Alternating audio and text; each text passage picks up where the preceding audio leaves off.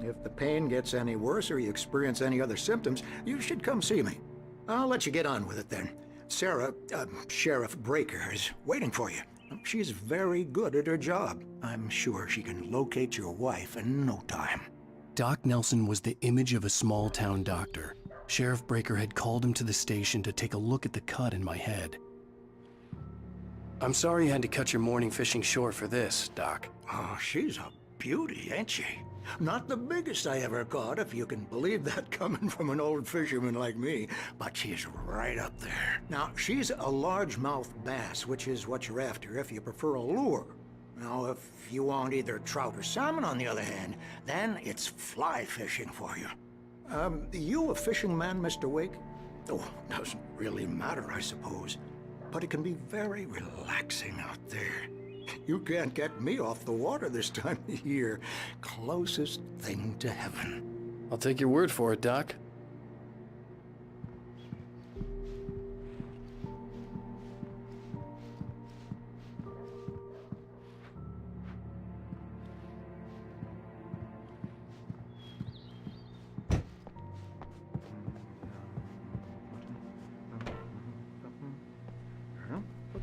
Thank you for testing the lights, Miss Weaver.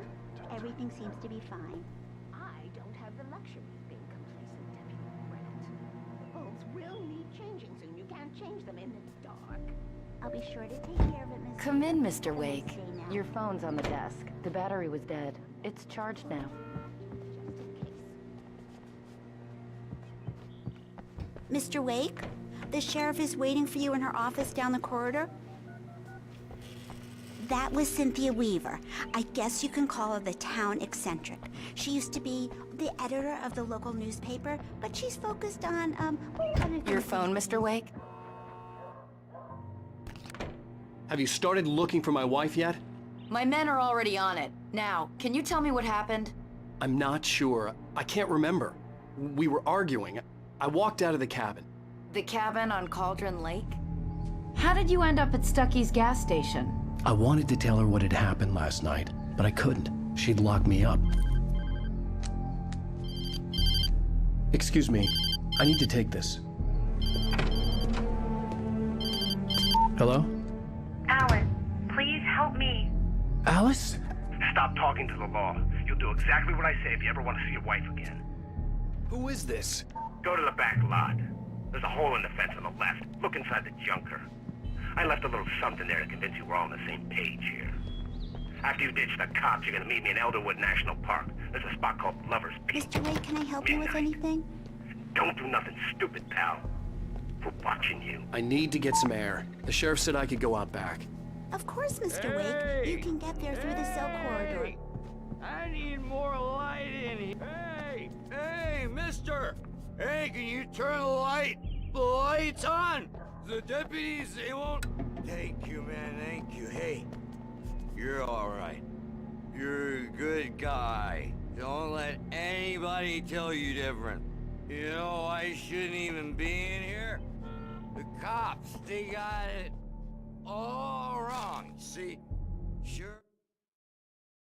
In spite of its human mask, to describe the dark presence as intelligent would have implied human qualities on something decidedly inhuman. Nonetheless, it found the one spot in the diner that was dark enough. Some light spilled into the corridor, ravaging it. But it took the pain. Horrible as it was, the writer would soon fix that. He would be coming to the one place where it still had power. Sure, I beat him up, but I wasn't drunk. I wasn't drunk. The early morning light hurt my eyes and made my head ache. The man on the phone had said, "Go through the fence on the left."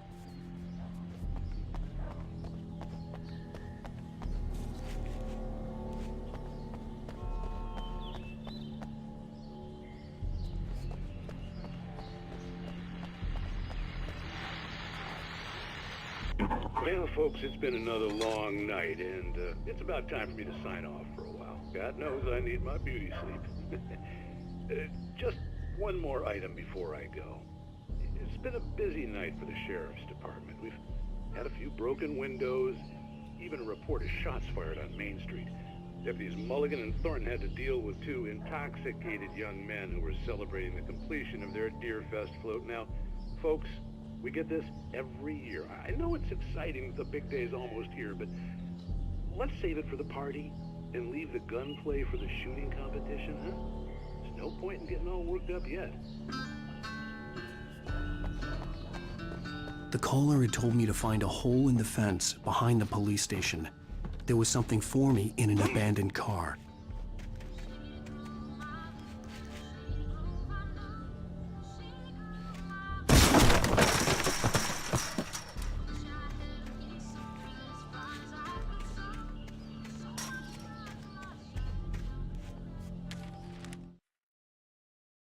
The kidnapper fired his gun one last time, and the shadow vanished into the darkness it had come from. See? Nothing to it, Wake. The thought of Alice in his hands was revolting. We stood on the wooden platform of Lover's Peak, the waterfall and the mountain behind us, the lights of the radio mast blinking red in the heights above. I fought with the urge to take a swing, force myself to speak. Let's cut the act now. Where's my wife?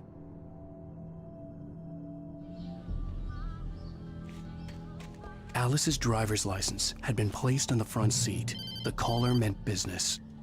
Barry? Ow! Ow! Thank God! Where the hell have you been? I've been trying to reach you for a week, you and Alice. I've been worried sick. I flew out yesterday. I'm here in Bright Falls. Barry, listen to me.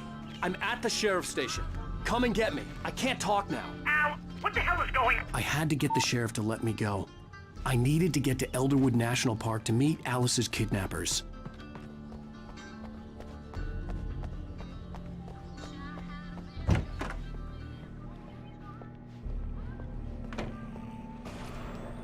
A writer is a light that reveals the world of his story from darkness, shapes it from nothingness. The way a sculptor carves a statue from a block of granite. If I stop, the world I'm making dies. Darkness will reclaim it. It's a long, hard journey into the dark. Alice's life is at stake, but I can't think about that, or I'll lose it. The dread lingers at the edge of perception. I'll push on. Anything is possible here. I'll write the story. I'll save her. Marvelous, Sarah. I just wanted to settle all the damage the Anderson brothers might have inadvertently caused on their recent and regrettable little outing. Alice looked through the viewfinder, lining up the shot. Cauldron Lake was breathtaking. Something caught her eye. A figure standing in the shadows behind the cabin, like a thin woman in a black dress. She lowered the camera and looked again. No one there. Just a collection of bushes that looked vaguely human-shaped. She shook her head and laughed. They are not accountable for their actions, of course. I can assure you that my staff has been Yeah, it's Mulligan Tor here. and Odin never caused any trouble to anyone when they were still living at their No farm. sign of him. Indeed. Wait. All Yeah, we this can is do Thornton. is to slow Look, down we've the located progress grave of their clothes. dementia. It's here. That's some good news, right? Are you feeling any better, Mr. Wake? I'd like to leave. Am I free to go? Well, we still need to talk about... Am I under arrest? No, of course not. But I need to know where you'll be staying so I can get in touch with you. I'd avoid the motel. The Majestic is known for its roaches. The cabins at Elderwood are pretty nice, though. That sounds perfect. I'm Dr. Emil Hartman. I'd like to invite you to stay at Cauldron Lake Lodge. Did you talk to my wife? I had the pleasure of discussing your situation with her on several occasions. Did you set something up with her? I invited her here.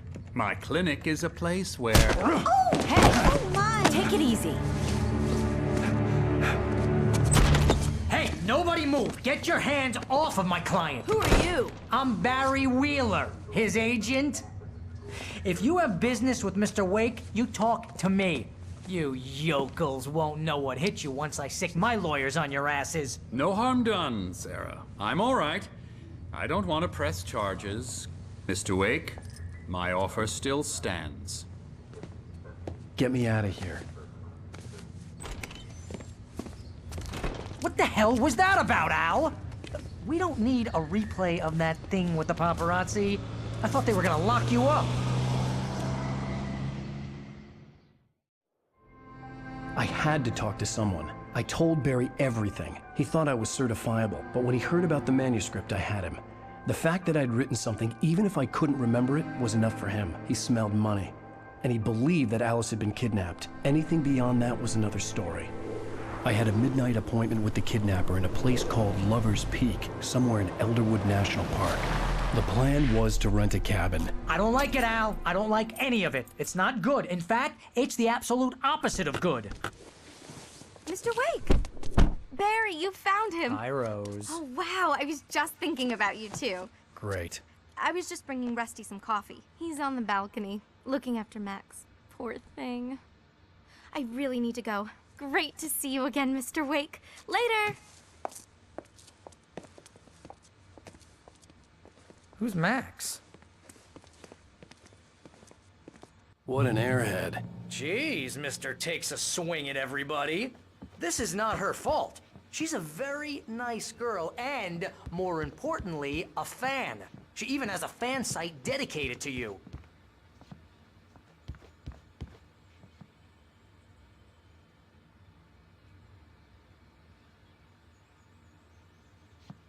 Seriously, Al, what you were saying in the car? Just listen to yourself. What, you shot a guy and his body just disappeared?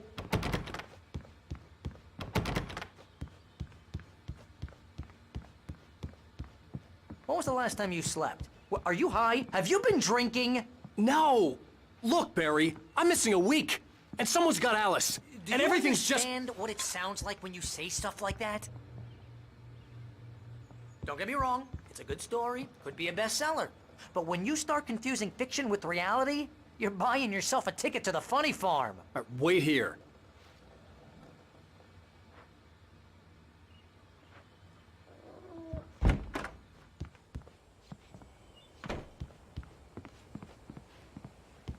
Easy there, boy. I'm almost done. Hey, Rusty, right? You rent cabins. Oh, Mr. Wake. I'd shake your hand, but mine are kind of full here. Actually, I'm sorry about this. Would you mind grabbing the registration form from the desk? It's just across from Bucktooth Charlie. Okay, sure. What happened? Crazy poachers. Max here got his foot caught in a trap. They're illegal to use here. Hell, you're not supposed to hunt within the park at all. But that doesn't stop some lowlifes.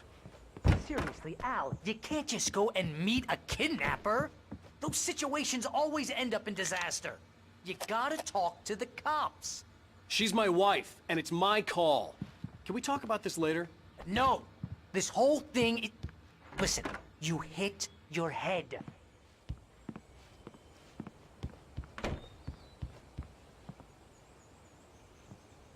I think this is the form you wanted. And here are the keys. Okay, you're all set, Mr. Wake. Glad to have you staying here. Thanks. Can you tell me how to get to Lover's Peak? Oh, sure. It's at the end of the nature trail. Just follow the paths, you'll get to it eventually. It's an easy walk. Nice spot, too. If you have any trouble finding it, just keep your eyes on the Try to radio pull a map. joke on me, It's right freak below me that. out? It's working. Ha ha, let's have a laugh on Barry. Well, you had me going there real funny, Al. You can quit it now. Look, Al, you're asking me to believe that you shot a dude who went poof into thin air, a guy who...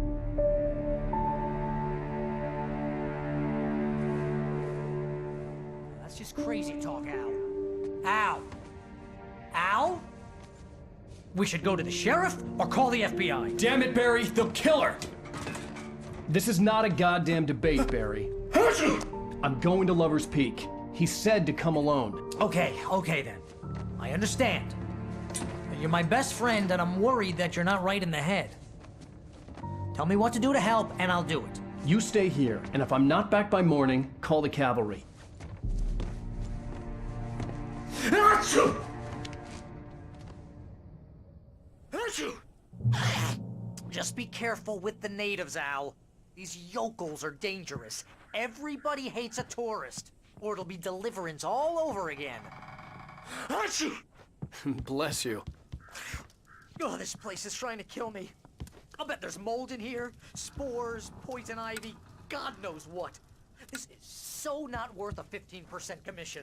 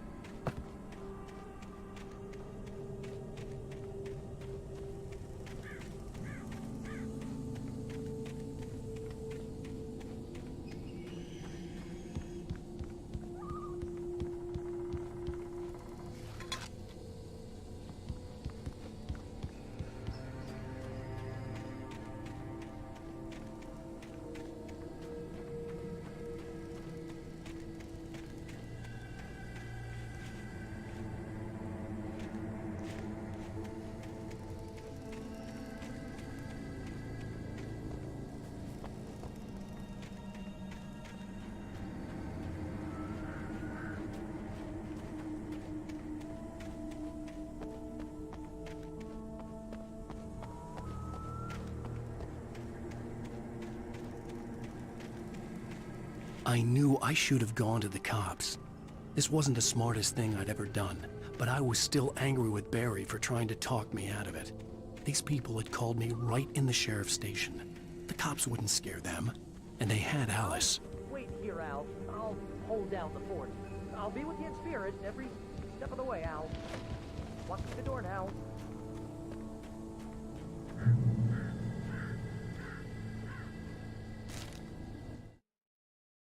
Barry had never gotten along with Alice, but he knew Alan loved her with an almost frightening intensity. And now something had happened to Alice. And here was Al armed with a gun and saying things people got put in padded cells for.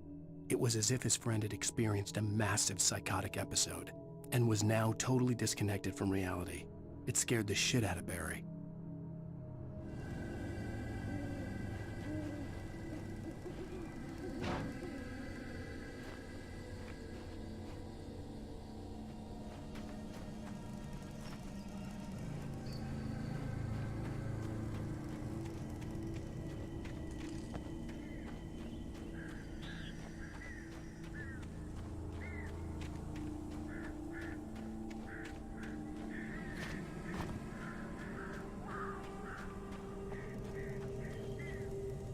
Barry had the keys to the car he rented. Wasn't a long walk to the visitor center, and it wouldn't be any use to me in the forest.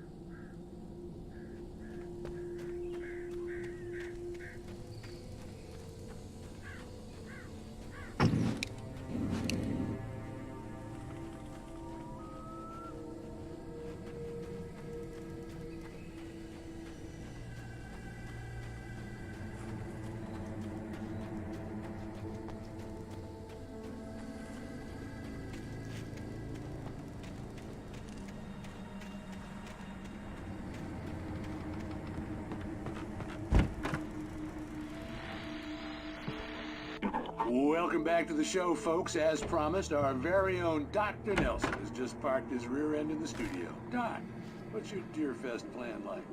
My plan? You make it sound a lot more organized than I ever seem to manage.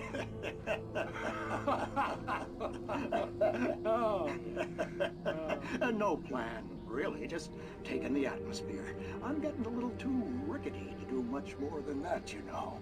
Oh, tell me about it. No sack race for us older gentlemen, huh? Yes, exactly, Pat. But I'm going to check out the parade, of course. And I'll be one of the pie contest judges, too. Well, that takes a different kind of constitution. Oh, yeah. It's my kind of exercise. Now, Doc, seriously, you're in pretty good shape, though. You're the outdoors type. I know for a fact you're an avid fisherman. That's right. Matter of fact, just caught a heck of a largemouth bass early this morning. But you're not taking part in the fishing contest? No, not this year. See, Pat, I'm just not that competitive anymore. Now I just like to take the fun. Enjoy the piece of it. No fun if I don't worry about what I'm doing.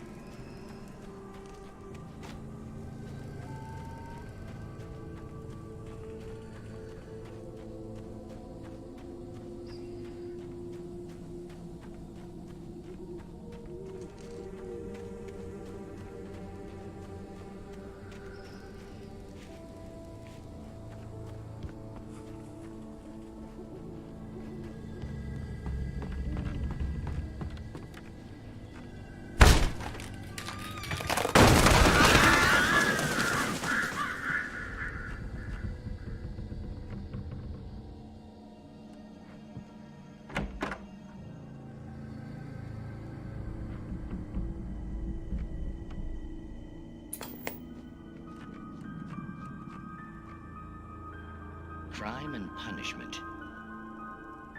The cancer and cure of civilization. But some crimes are impossible to punish, especially in Night Springs. Tonight's episode, The Man in the Mirror.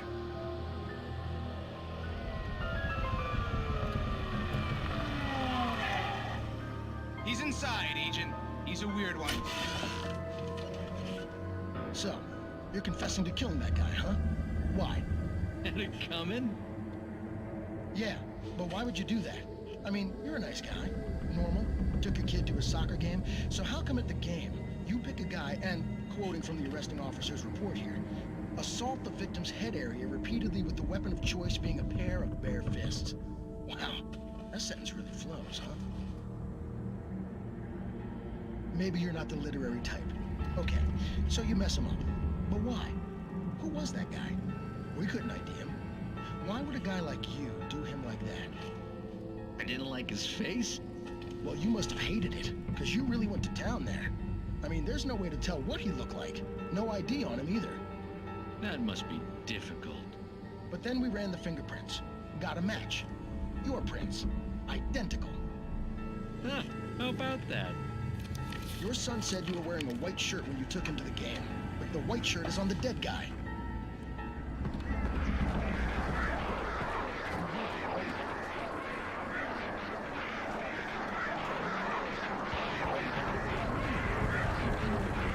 Pop's alright, you know? He won't stop screaming, am I right? You think he's ever gonna be okay? I left my mark. Believe me. You bastard. What? You gonna shoot me? What's the point? I'm going to prison. You got me. I don't understand any of this. And you never will. Don't worry. Maybe you'll see me again, Agent. Maybe in the mirror.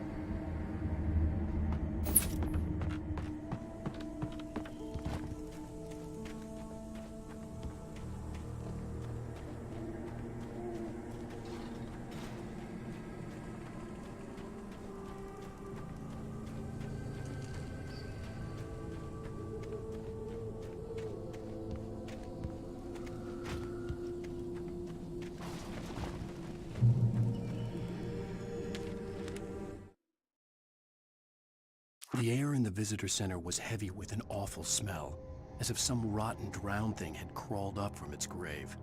Rusty kept coughing blood.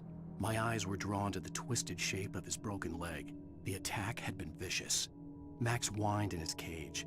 Rusty's eyes were wild with fear and terror. He gasped. "Mr. Wake, it happened just the way it was on that page."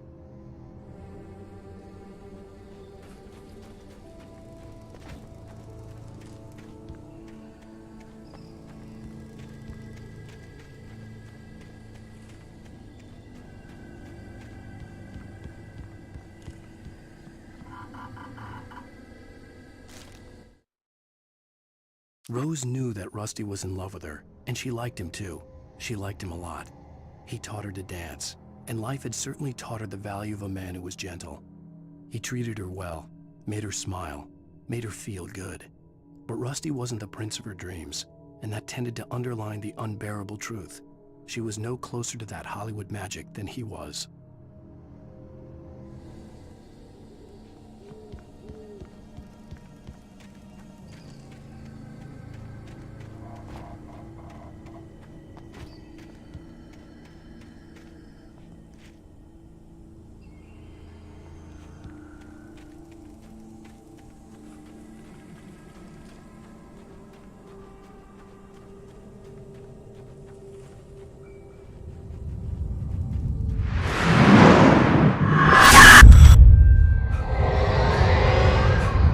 Vision left me weak. This was no head injury. No!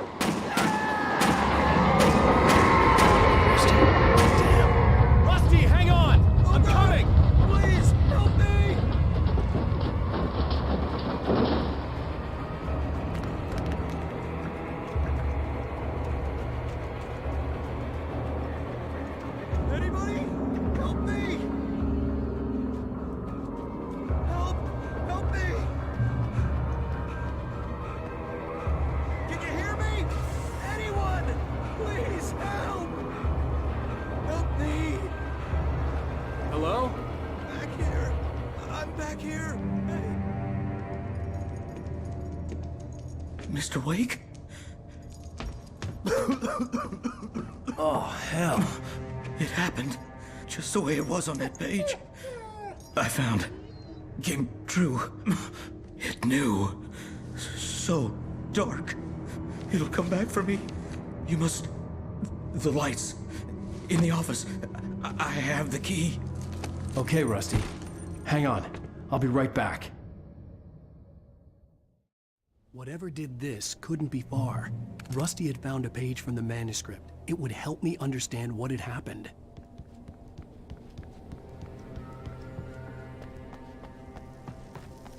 The only way to make sure that Rusty was safe was to get the power running and the lights back on.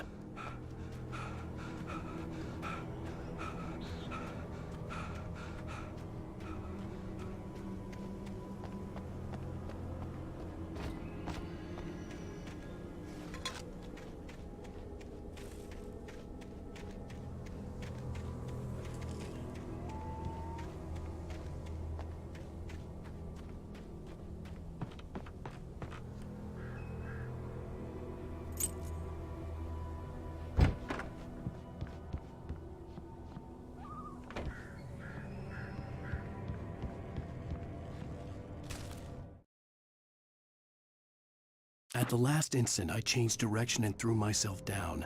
The axe splintered the trunk of a tree. I stumbled into the pool of bright light. My lungs burned. I was too exhausted to move. I tensed as I waited for the killing blow, but it never came. I raised my head. Nothing moved in the darkness beyond. For the moment, bathed in the cold light, I was safe.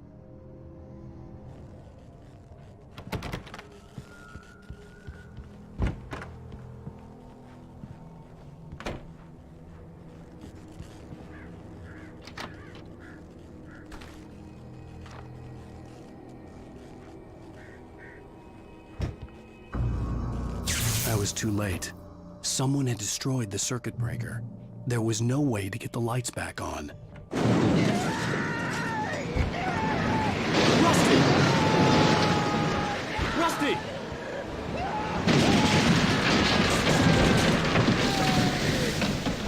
The ground was covered with oily patches that looked like liquid darkness. The visitor center was sturdy, but the impact turned the front of the building into splinters. Rusty was thrown across the lobby like a rag doll and hit the far wall hard. It didn't hurt until he tried to move and saw his leg bend the wrong way, felt the broken rib stabbing him on the inside. Rusty howled in pain and fear, suddenly afraid to die alone.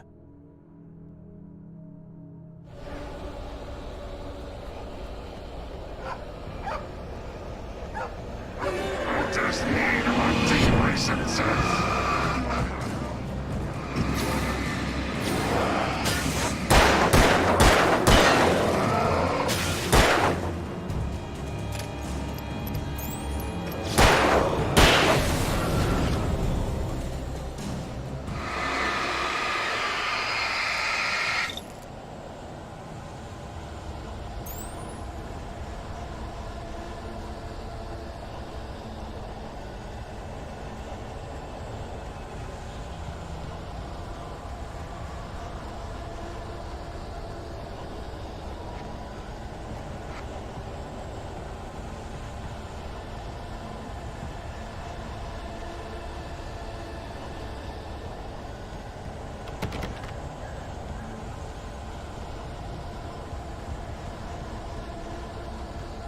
Something had torn a mammoth-sized hole in the wall.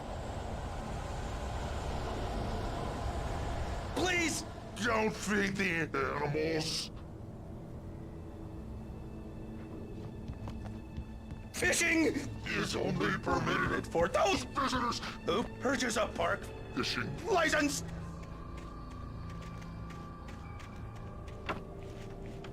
Obey the park ranger's instructions at all times. Rusty? Rusty, no! Never approach closer than 100 yards. To bears and wolves, never approach any other wildlife closer than 25 yards. Pets must be leashed At all times. Never leave your And unattended. It is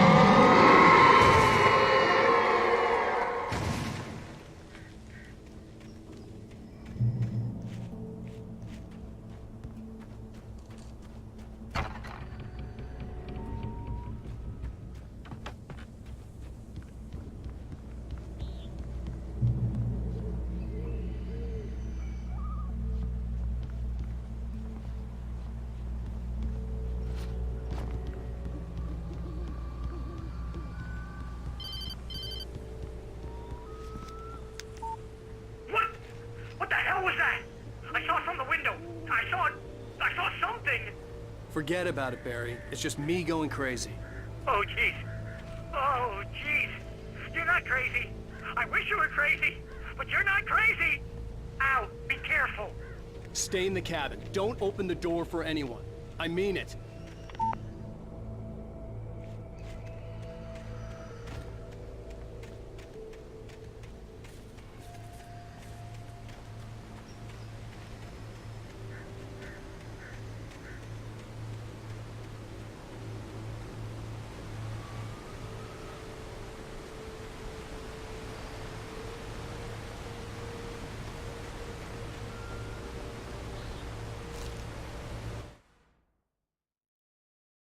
In that last instant of consciousness, Rusty thought about Rose.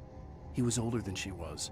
Rose was barely out of her teens, but she made him feel young and forget what a train wreck his long-dead marriage had been. He still wore the ring. He'd been waiting for her to tell him to take it off. Now she never would.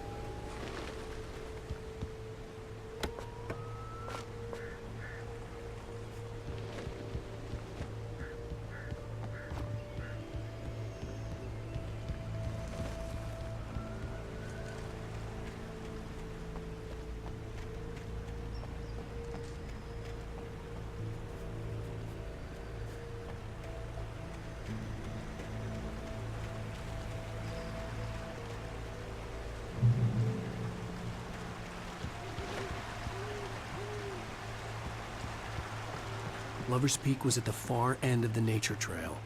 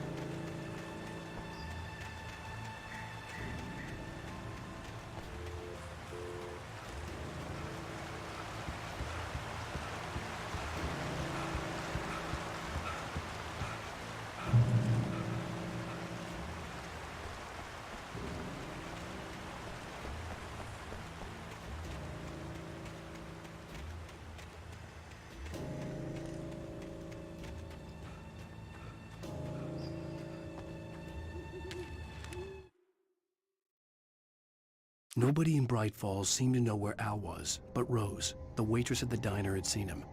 From what Barry could tell, Al pretty much fell off the face of the earth when he left the diner. Rose was just the kind of fan that Al hated, but she really tried to help. She was smart too, knew a lot about what was going on in the town, knew a lot about Al, even knew who Barry was. Barry liked her. That was no big surprise. When it came to women, Barry and Al rarely saw eye to eye.